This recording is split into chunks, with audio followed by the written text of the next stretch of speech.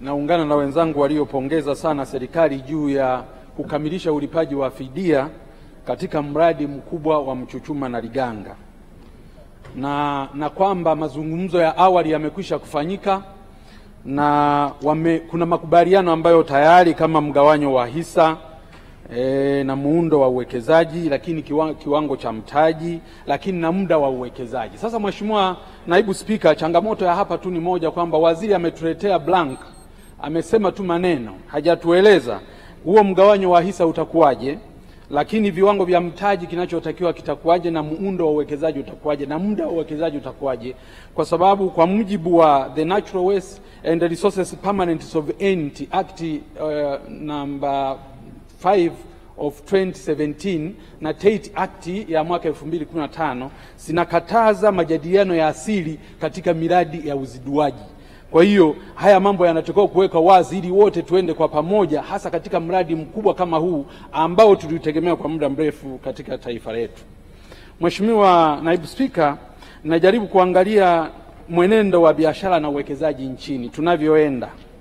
Taarifa ya mwaka 2022-2023 kupitia dirisha la huduma ya uwekezaji la pamoja, yani One Stop Facilitation Center, inaonyesha kuwa miradi 240 ilisajiliwa yenye thamani ya dola milioni 14,387.17 sawa na shilingi trilioni 11.4.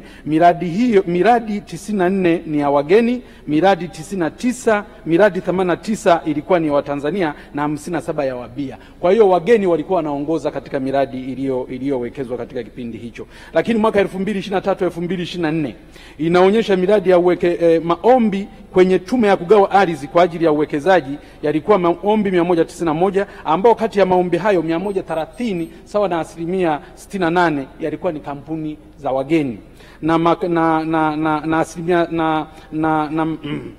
maombi 61 sawa na 32% yalikuwa ni ya Watanzania. Kwa hiyo na hapo inaonyesha kwamba wageni wanaongoza katika kupewa ardhi ya uwekezaji, wanaongoza katika uwekezaji kuliko wazawa na Watanzania waliopo. Lakini baadhi ya wawekezaji hapa ndani ya nchi, baadhi ya wawekezaji wa ndani wanalalamika kunyang'anywa kazi na wageni. Mfano, mfanyabiashara maarufu hapa nchini, mbunge mstaafu wa Igunga, Mheshimiwa Rostam Azizi, alinukuliwa na vyombo vya habari akilalamika wazawa kunyimwa kazi nyingi na kupewa wageni, huku akionya kuwa hakuna nchi duniani iliyowahi kupata maendeleo kwa kutegemea wageni. Mheshimiwa Naibu Spika, wizara hii ilitegemewa iwe ni rufaa ya huzuni na mateso ya wafanyabiashara, iwe rufaa ya huzuni na mateso ya wakulima na wafugaji wa nchi hii, lakini badala yake imekuwa ni kinyume. Imekuwa ni wizara ambayo imekuwa ikihalalisha kuuawa kwa biashara nchini, imekuwa ni wizara ambayo imekuwa ikihalalisha kuua uwekezaji nchini, ajira na hata kodi za serikali. Ni wizara ambayo inabariki na kusaidia na kuwa wakala hata wa bidhaa za kutoka nje ya nchi kupata soko hapa nchini, huku mazao na bidhaa za nchi zikiwa zinauawa bei zake kila siku na kuruhusu mambo ambayo hayaruhusiwi kwa mujibu wa sheria kuingia hapa nchini. Wenzangu hapa wamezungumza. Leo tunazungumzia swala la uingizaji wa bidhaa zisizokuwa na ubora, na kamati imezungumza swala la kuingizaji wa bidhaa zisizo na ubora. Ni kwa nini bidhaa zisizo na ubora ziingie nchini wakati tuna mfumo uliokamilika ndani ya nchi? Mamlaka zinazohusika na enforcement ya kuzuia bidhaa zisizokuwa na ubora ziko wapi mpaka bidhaa ziingie hapa nchini? Unazungumza mpaka nondo zinaingia nchini. Nondo zikiingia nchini ambazo hazina ubora, maana yake tunaenda kujenga madaraja ambayo hayana ubora, tunaenda kujenga zahanati ambazo hazina ubora, tunaenda kujenga vitu ambavyo havina ubora na vyenye madhara makubwa. Leo kuna viwanda bubu vingapi vinavyotengeneza, wananchi wetu wanakunywa vinywaji ambavyo havina ubora kutoka kwenye viwanda hivyo. Mamlaka zinazohusika zipo, wizara inayohusika ipo. Leo hii kupitia wizara hii waliondoa swala la kigezo cha COC kuwa kigezo cha kuingiza bidhaa nchini, cheti hicho kuwa ni kigezo muhimu cha kuingiza bidhaa hapa nchini. Ikaondolewa hapa, tukakataa. Leo bidhaa feki zimejaa kila kona. Kila mtu anakiri leo, kamati imekiri bidhaa zisizokuwa na ubora. Una bidhaa za umeme, una vifaa vya umeme ambavyo havina ubora. Wananchi wetu wanalipukiwa kule. Leo hii wananchi wanapata ajali kila leo. Kununua matairi ambayo hayana ubora, vifaa vya magari ambavyo havina ubora. Halafu tuna waziri ambaye anasimamia wizara hii, tuna taasisi ambazo zinasimamia wizara hii, wote wapo na wanakuja leo mbele yetu kuja kuomba pesa tena ili wakaruhusu watu wetu waendelee kupata ajali, waendelee kupata matatizo. Mheshimiwa Spika, leo naomba kama wizara hii haina uwezo wa kusimamia majukumu iliyopewa, na kama labda ilianzishwa kimakosa, basi bunge hili liazimie hii wizara ifutwe kati ya wizara za serikali kwa sababu haina sababu za kuwepo. Lakini la pili, kama ni udhaifu wa watendaji, basi tukaweke hiyo historia, kwa sababu hatuwezi kuwa na karoti tu kila siku. Tuende na kwenye stick approach. Haiwezekani bunge hili linashiriki kupitisha leo bajeti ya watu kwenda kuwaidhinishia bilioni 93. Alafu wanachoenda kufanya ni kwenda kuangusha uchumi wa nchi, wanachoenda kufanya ni kwenda kuharibu afya ya Watanzania, wanachoenda kufanya ni kuua kodi za Watanzania, wanachoenda kufanya ni kuua uwekezaji hapa nchini. Sasa kama imeshashindikana, leo TBS wapo, FCC wapo, BRELA wapo, mifumo mingine yote ya udhibiti ipo. Mbona mambo mengine tukitaka kuyadhibiti tunaweza? Mheshimiwa, naongeza muda mpaka tutapomaliza.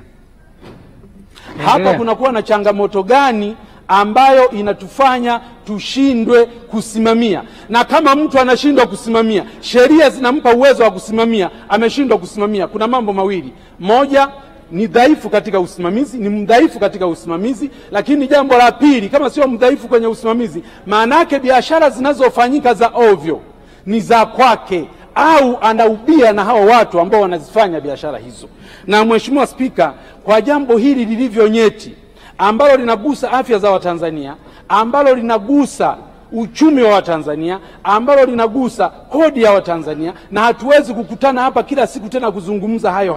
Kama sio wizara kuvunjwa, basi hii kama ni utendaji mbovu wa watu walioshindwa kusimamia, waziri na watu wake, ikiwezekana. Asante Mheshimiwa, naomba dakika moja tu nimalizie. Mheshimiwa Mpina, asante. Lakini tumshukuru rais wetu Daktari Samia Suluhu Hassan kwa weledi wake wa uongozi. Hakika amefanya mambo makubwa katika upande wa Wizara ya Viwanda na Biashara. Na ndio maana hapa, Mheshimiwa Naibu Spika, nilisikitika sana. Hata rafiki yangu Mpina kana kwamba haoni chochote. Nilishangaa sana wakati akiwa na alikuwa waziri wa mifugo na uvuvi. Binadamu lazima tufike wakati tuweze kuappreciate. Ikifika muda kwamba wewe kila siku huna jema, utaonekana una matatizo binafsi.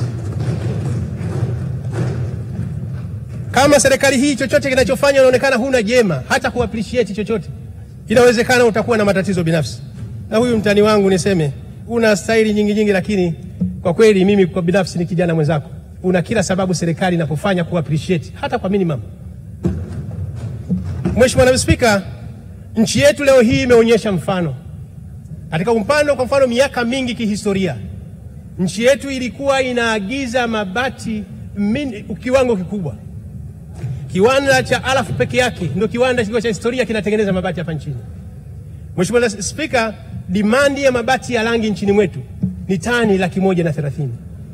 Leo hii kupitia kiwanda cha Alaf ambao wamefanya expansion ya kiwanda, kupitia kiwanda cha Rozia, kupitia MMI, kupitia King Lion, leo hii uzalishaji wa mabati yetu umefikia tani 260,000. Maana yake ni nini? Kwamba nchi inasonga mbele. Kama tulikuwa mahitaji yetu ya mabati hatufikii, leo hii tuna surplus. Demand yetu ni tani 130,000, leo hii tumefika tani 260,000. Alafu mtu anasema hakuna lolote linalotokea. Hakika ni ajabu kwa kweli. Katika hili tuseme kwamba serikali inaenda vizuri. Lakini upande wa pili, mahitaji ya simenti. Leo hii Mheshimiwa Naibu Spika, kazi kubwa imefanyika. Mahitaji ya simenti ni tani milioni 7. Leo hii uzalishaji wetu umeenda tani milioni 8, milioni 9 mpaka inaenda tani milioni 10. Tuna surplus ya tani milioni 2 katika nchi yetu hii. Haijawahi kutokea nchi kuhakikisha tunafanya uwekezaji huo mkubwa. Mheshimiwa Naibu Spika, leo hii tumeshuhudia uwekezaji mkubwa wa viwanda vya magari. Leo hii ukienda pale JF Truck, lakini juzi nilikuwa katika kiwanja cha Saturn. Mahitaji ya malori nchini mwetu ni wastani wa malori 11,000. Kiwanda cha Satan peke yake. Mheshimiwa Mpina, naona unaandika, unasikia majibu yako? Kaa, sikwambia usimame, kaa. Mahitaji lori ni malori 11,000. Leo hii Satan peke yake wana capacity ya kuzalisha tani malori 9,000. Ni kazi kubwa inaendelea.